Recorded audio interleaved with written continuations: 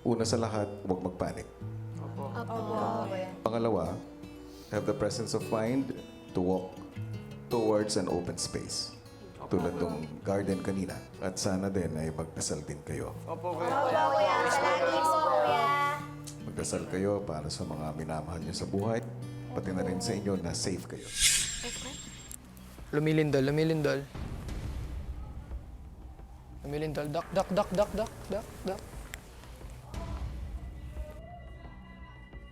Bro, this is a real one. This is a real one.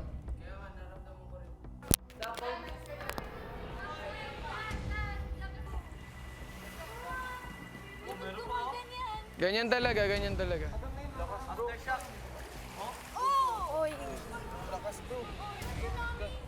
Kala ko scripted na sa bahay. Guys, sa susunod pag earthquake, wala munang gagalaw. Hintayin mag-stop yung earthquake before moving. Pamagitna kayo doon sa garden area. Walang tatayo. Maupo.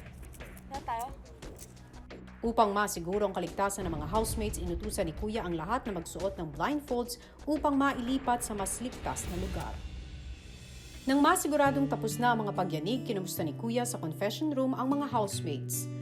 Kumpleto, housemates? Kuya, kompleto po. Kumusta ang lahat? Okay lang po, kuya. Wala namang nahihilo sa inyo? Wala po, kuya. Sa mga panahon na ganito, mga emergency situations, una sa lahat, huwag magpanik. Pangalawa, have the presence of mind to walk towards an open space.